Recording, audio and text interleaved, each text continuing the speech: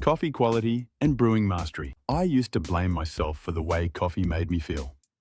The jitters, the stomach cramps, the acid reflux that hit like clockwork 30 minutes after my morning cup. I figured I was just sensitive to caffeine. Maybe coffee wasn't for me. Then I tried decaf. Same problems, same digestive chaos, same anxious feeling creeping through my chest. That's when I stopped blaming my body and started questioning the coffee itself. The moment everything changed, I started investigating. What I discovered made me realize I'd never actually tasted real coffee. I'd been drinking stale, chemically processed beans that had been sitting in warehouses for months, losing flavor and accumulating oxidation damage with every passing day. The coffee industry had been lying to me, and I was ready to find out what I'd been missing. My first taste of what coffee actually is. I ordered a single origin coffee from Mexico, freshly roasted, prepared within days of roasting. The first sip stopped me cold. Light fruit flavors, brightness, clarity, a complexity I didn't know coffee could have. This wasn't just better coffee, it was a completely different beverage than what I'd been drinking my entire life. I started with an Aeropress. The coffee was good, but something felt muted. The flavors were there, but they felt muddy, like I was tasting them through a filter of heaviness. That's when I discovered pour-over brewing. Why pour-over changed everything. Pour-over uses percolation. Fresh water continuously flows through the coffee bed, constantly extracting new compounds. It's fundamentally different from immersion methods like Aeropress or French press, where all the grounds sit in all the water at once. When I brewed that same Mexican coffee as a pour-over, florals emerged, chocolate notes, dried fruit, a black tea-like quality with citrus berry acidity that had been completely buried in my Aeropress brews. The difference wasn't subtle, it was dramatic. I realized I'd been extracting coffee wrong this whole time. And if the brewing method mattered this much, what else was I missing? The variables that actually matter. I became obsessed with three things: grind size, water temperature, and pouring technique. Grind size controls extraction speed. Water temperature affects which compounds dissolve. But pouring technique turned out to be the precision tool that unlocked everything else. I learned this the hard way. The pour that taught me everything. I was using a regular kettle. No gooseneck spout. No control over water flow. I poured too fast, too aggressively. The water dug channels through the coffee bed, racing through some areas while barely touching others. The result? A cup that was simultaneously bitter and sour. Over-extracted in some spots, under-extracted in others. Burnt, ashy aftertaste. Completely unbalanced. That failure taught me what success couldn't. Uneven pouring creates channeling, where water finds paths of least resistance instead of flowing evenly through all the grounds. I bought a gooseneck kettle the next day.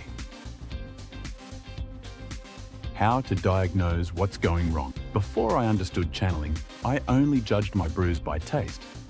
But taste alone doesn't tell you where in your technique things went wrong. The visual clue I was missing: the grounds bed after brewing. A well-extracted pour-over leaves a flat, even bed of grounds. If it's mountainous or uneven, water channeled through too quickly in some areas. Those mounds are evidence of extraction problems you can't see while brewing. Once I knew to look for this, I could diagnose my technique in real time. Adjust pour height. Change pour rate. Experiment with circular versus center pours. Each variable shifted the flavor profile without changing the coffee or grind size. That's when I realized just how precise this process could be. The health connection. I wasn't expecting. I was chasing flavor. But I stumbled into something bigger. Research shows that filtered coffee consumption is associated with 15% lower all-cause mortality compared to no coffee. Unfiltered coffee? No significant benefit. The brewing method matters more than most people realize. Here's why. Unfiltered methods like French press and espresso allow diterpenes, oily compounds called caffeine and kawol, to pass into your cup. These compounds are among the most potent cholesterol-raising substances in the human diet. A dose of just 10 milligrams of caffeine daily for 4 weeks increases serum cholesterol by 8 to 10%. Replacing 3 cups of unfiltered coffee with paper-filtered coffee could reduce LDL cholesterol by 0.58 millimole/L. That muddy flavor I was getting from the Aeropress, I was literally tasting those cholesterol-raising oils. Paper filters trap diterpenes while allowing beneficial polyphenols and antioxidants through. Pour-over gives you the health benefits without the cardiovascular risk. The freshness, deception. Once I understood brewing technique, I had to confront the elephant in the room, bean freshness. Those best by dates on coffee bags, they're meaningless. Ground coffee loses up to 60% of its aromatics within the first few hours after grinding. Whole beans lose up to 70% of their aromatic compounds within the first few weeks after roasting. Coffee peaks between 7 to 21 days after roasting. Before that window, beans are too gassy and produce unstable extraction. After 3 weeks, oxidation has degraded the volatile compounds responsible for complex flavors. World Barista Championship competitors use coffee 5 to 14 days off roast. Never day 1, never 3 months old. When you buy grocery store coffee with a best by date 6 months out, you're getting beans that might be 3-6 months post-roast. Technically safe. Taste-wise, completely dead. The loss of aroma roughly doubles every 10 degrees increase in temperature. Those beans sitting in warm warehouses or on sunny store shelves, they're losing their magic long before they reach your kitchen. What you actually need. After dozens of failed brews and countless experiments, here's what matters. Essential equipment. Essential equipment, a gooseneck kettle for controlled pouring, a burr grinder for consistent particle size, a pour-over dripper, V60, Chemex or similar, paper filters to trap diterpenes, a scale for precise measurements, critical technique points. Use approximately a 16 to 1 milliliter of water to grams of coffee for pour-over. Use approximately a 16 to 1 milliliter of water to grams of coffee per for pour-over. Pour slowly and steadily from low height. Pour slowly and steadily from low height. Aim for a flat grounds bed after brewing. Practice pouring without coffee grounds first to build muscle memory. Sourcing strategy.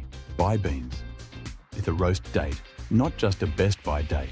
Use beans within 7 to 21 days of roasting. Use beans within 7 to 21 days of roasting. Store in an airtight container away from light and heat. Buy only what you'll use in 2 to 3 weeks. How many bad cups does it take? I made dozens of terrible brews before I had my first consistently good one. Each failure taught me something taste alone couldn't reveal. The burnt, bitter cup from pouring too fast.